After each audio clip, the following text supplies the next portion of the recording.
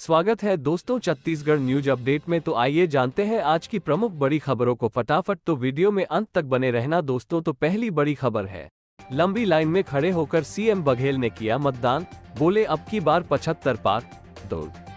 पाटन के कुरुद्दी के primary school में मुख्यमंत्री भूपेश बघेल ने अपने परिवार के अन्य सदस्यों के साथ वोट दिया। इस दौरान मीडिया से बातचीत करते हुए भूपेश बघेल ने जीत का दावा करते हुए कहा, अब की बार 75 पार। इतना ही नहीं, अपने प्रतिद्वंदी भाजपा प्रत्याशी के लिए भूपेश बघेल ने चुटकुले अंदाज में कहा कि रिश्ते में हम तुम्हारे बाप लगते हैं। आगे सीएम बघेल ने ये भी कहा, हमने किसानों के लिए, महिलाओं के लिए, युवाओं के लिए, मजदूरों के लिए जो गारंटी दी है, उस गारंटी का नतीजा है कि बूथों में लोग बढ़ चढ़कर आ रहे हैं। साथ ही अगली बड़ी खबर है, टीएस सिंहदेव बोले सरकार बनाएंगे, 2/3 से कम बहुमत मिला तो निराशा होगी। छत्तीसगढ़ के उप मुख्यमंत्री व अंबिकापुर विधानसभा से कांग्रेस प्रत्याशी टीएस सिंहदेव ने कहा है कि छत्तीसगढ़ में कांग्रेस फिर से सरकार बनाएगी। पार्टी संगठन ने 75+ का घोषित लक्ष्य रखा है। दूसरे चरण के 70 विधानसभा में 50 से अधिक सीट जीतने का दावा करते हुए उप मुख्यमंत्री टीएस सिंहदेव ने कहा कि सरगुजा संभाग की 14 में से 11 सीट कांग्रेस जीतेगी। उन्होंने ये भी कहा कि लोगों के जीवन में बदलाव और आर्थिक स्थिति में सुधार के साथ बुनियादी विकास के ढेरों कार्य सरकार ने किए हैं। फिर सरकार बनी तो लोकहित के कार्य निर्बाध रूप से जारी रहेंगे। यदि छत्तीसगढ़ में कांग्रेस को 2/3 बहुमत नहीं मिली तो उन्हें व्यक्तिगत रूप से घोर निराशा होगी। छत्तीसगढ़ में कांग्रेस की दोबारा सरकार बनने पर मुख्यमंत्री के सवाल को लेकर सिंहदेव ने कहा कि यह हाई कमान तय करेगा कि मुख्यमंत्री कौन बनेगा। टीएस सिंहदेव कुलदेवी मां महामाया की पूजा अर्चना के बाद परिवार के सदस्यों के साथ माता राजमोहिनी देवी शासकीय कन्या स्नातकोत्तर महाविद्यालय में अपने मताधिकार का उपयोग किया। इसी के साथ ही अगली बड़ी खबर है, लोरमी विस में भाजपा और जेसीसीजे के कार्यकर्ता आपस में भिड़े, रिटर्निंग ऑफिसर ने सुलझाया विवाद। जानिए पूरा मामला। छत्तीसगढ़ विधानसभा चुनाव के लिए शुक्रवार को दूसरे चरण के बीच कुछ मतदान केंद्रों में राजनीतिक दलों के कार्यकर्ताओं के बीच विवाद की खबर आ रही है। ऐसा ही वाकया लोरमी नगर पंचायत के बूथ क्रमांक 92 और 93 में देखने को मिला, जहां राजनीतिक दल के कार्यकर्ताओं के बीच शुरू हुआ विवाद रिटर्निंग ऑफिसर के हस्तक्षेप से खत्म हुआ। जानकारी के अनुसार भाजपा कार्यकर्ता मतदान केंद्र के 92-93 के बाहर 100 मीटर के अंदर ईवीएम का डमी मशीन लेकर प्रचार कर रहे थे, जिसका जनता कांग्रेस छत्तीसगढ़ जोगी के प्रत्याशी सागर सिंह बैस ने विरोध किया। जानकारी मिलने पर रिटर्निंग ऑफिसर पार्वती पटेल मौके पर पहुंची और सभी राजनीतिक पार्टियों द्वारा लगाए गए टेंट को हटाकर कार्यकर्ताओं को समझाइश दी गई। इस दौरान लोरमी विधानसभा से भाजपा प्रत्याशी भाजपा प्रदेश अध्यक्ष अरुण साव भी मौजूद थे। साथ ही अगली बड़ी खबर है, केंद्रीय राज्य मंत्री रेणुका सिंह ने किया आचार संहिता का उल्लंघन, कांग्रेस ने की कार्रवाई की मांग। सूरजपुर जिले के परशुरामपुर में केंद्रीय राज्य मंत्री और भरतपुर सोनहत से भाजपा प्रत्याशी रेणुका सिंह अपने परिवार के साथ मतदान केंद्र 172 परशुरामपुर पहुंची। इस दौरान वे पोलिंग बूथ के अंदर भाजपा का गमछा और भाजपा का बैच लगाए नजर आई। ऐसे में नियमों को देखा जाए तो भाजपा प्रत्याशी रेणुका सिंह ने आचार संहिता का उल्लंघन किया है। कांग्रेस ने भी उन पर नियमों के उल्लंघन का आरोप लगाते हुए कार्रवाई की मांग की है। बता दें कि केंद्रीय राज्य मंत्री और भरतपुर सोनहत से भाजपा प्रत्याशी रेणुका सिंह का पोलिंग बूथ में अंदर जाने का वीडियो सामने आया है, जिसमें ये देखा जा सकता है कि उनके गले में बीजेपी का गमछा और उसका बैच भी उन्होंने लगा रखा था। हालांकि बाद में उन्हें किसी ने बताया तो उसको उतारकर वे दोबारा पोलिंग एजेंट के पास गमछा और बैच उतारकर पहुंची। ऐसे में सवाल खड़ा हो रहा है कि क्या इस पर निर्वाचन आयोग उन पर कोई कार्रवाई करेगा या नहीं। इसी के साथ ही अगली बड़ी खबर है, चुनाव ड्यूटी में अनुपस्थित रहने वाले आरक्षक पर गिरी गाज, वरिष्ठ पुलिस अधीक्षक ने किया निलंबित। दुर्ग, चुनाव ड्यूटी में अनुपस्थित रहना आरक्षक को भारी पड़ गया। वरिष्ठ पुलिस अधीक्षक राम गोपाल गर्ग ने रक्षित केंद्र में पदस्थ आरक्षक आकाश तिवारी को निलंबित कर दिया है।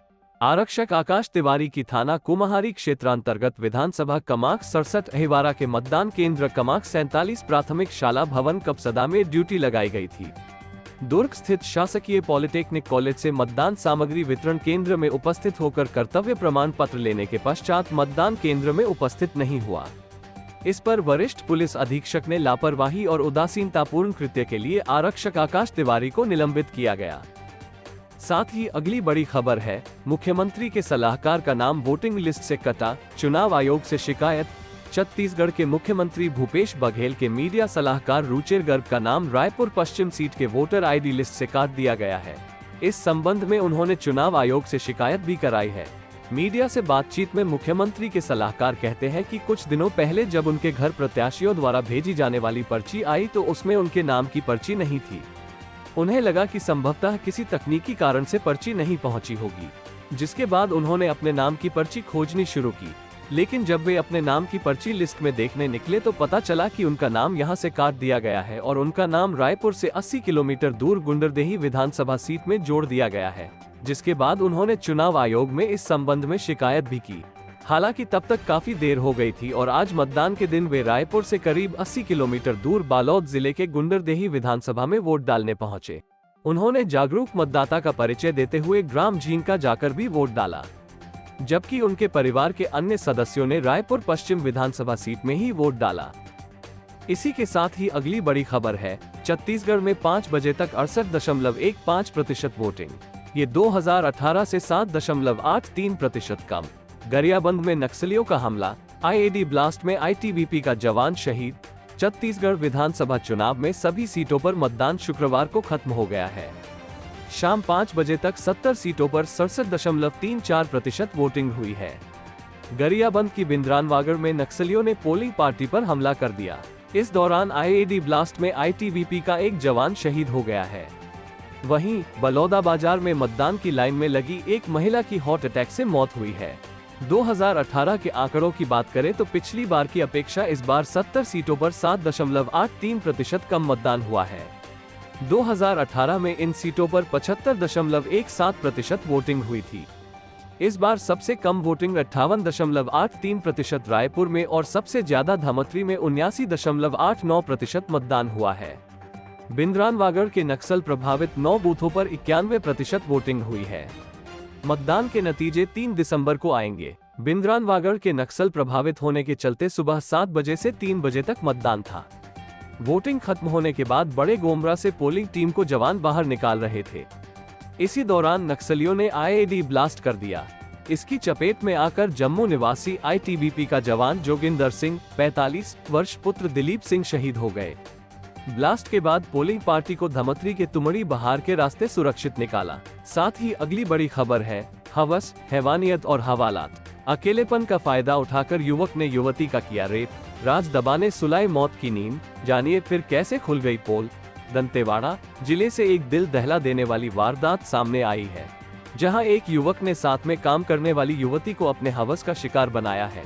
इतना ही नहीं, अपने काले कारनामे को छुपाने के लिए युवक ने युवती को मौत के घाट उतार दिया। हालांकि पुलिस ने इस अंधेक्त की गुत्थी सुलझाते हुए आरोपी को गिरफ्तार कर लिया है। आरोपी के खिलाफ कार्रवाई की जा रही है।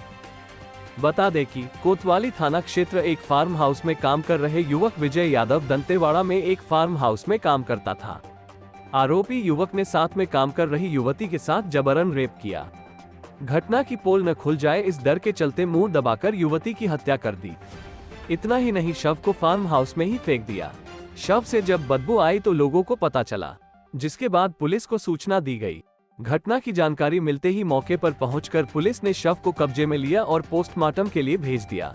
वहीं घटना के बाद कातिल की तलाश में जुटी पुलिस को जांच में पता चला कि साथ में मजदूरी का काम करने वाला विजय यादव उसे परेशान करता था। पुलिस विजय ने यादव को पकड़ा, जिसके बाद उससे पुलिस ने कड़ाई से पूछताछ की तो हत्या का पूरा राज उगल दिया। उसने बताया, बीते मंगलवार रात को युवती को अकेला पाकर फार्म हाउस में अनाचार किया, इसके बाद गला दबाकर मार दिया। पुलिस ने आरोपी को पकड़ के न्यायिक अभिरक्षा में शुक्रवार को जेल भेजा है।